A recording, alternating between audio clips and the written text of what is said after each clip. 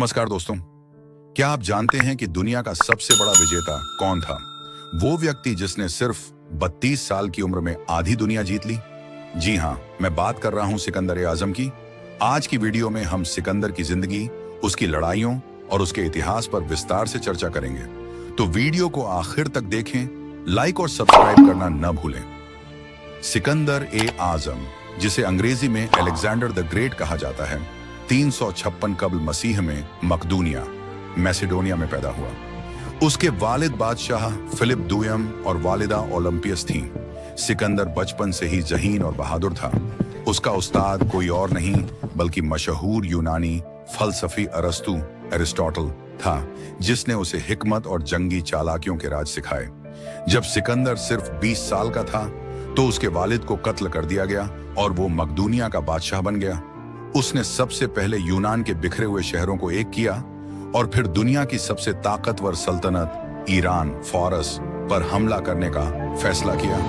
उस वक्त ईरान का बादशाह दारासून डेरियस फुर्न था, जो एक बहुत ताकतवर हुक्मरान था। लेकिन सिकंदर ने अपनी बहादुरी, ज़हानत और बेहतरीन जंगी हिकमत-ए-अमली से ईरान को शिकस्त दी और दारासून को मैदान-ए-जंग से भागने पर मजबूर कर दिया। एक जंग-ए-ग्रेनिक्स, बैटल ऑफ ग्रेनिकस, 334 कब्ल मसीह, ये सिकंदर की पहली बड़ी जंग थी, जहां उसने ईरानी फौज को शिकस्त दी और एशियाई कूचक, मौजूदा तुर्की में अपनी हुकूमत कायम की। दो जंग-ए-इस्सुस, बैटल ऑफ इस्सुस, 333 कब्ल मसीह, यहाँ सिकंदर ने ईरानी बादशाह दारासून को शिकस्त दी।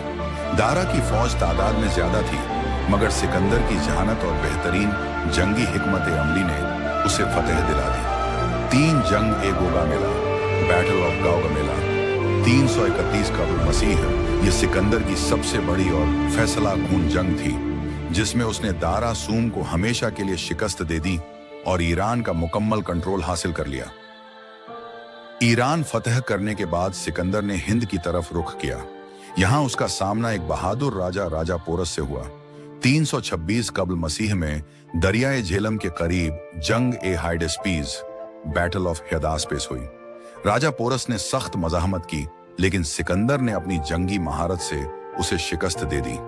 राजा पोरस की बहादुरी से मुतासिर होकर सिकंदर ने उसे दोबारा हुक्मरान बना दिया और आगे बढ़ने का फैसला किया। मगर सिकंदर के सिपाही और जंगों से थक चुके थे और यूं सिकंदर को वापस जाना पड़ा।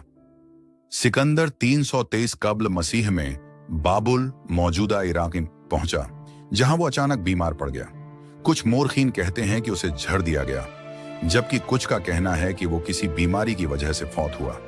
जब उससे पूछा गया कि उसकी सल्तनत कौन संभालेगा, तो उसने कहा, जो सबसे ताकतवर हो।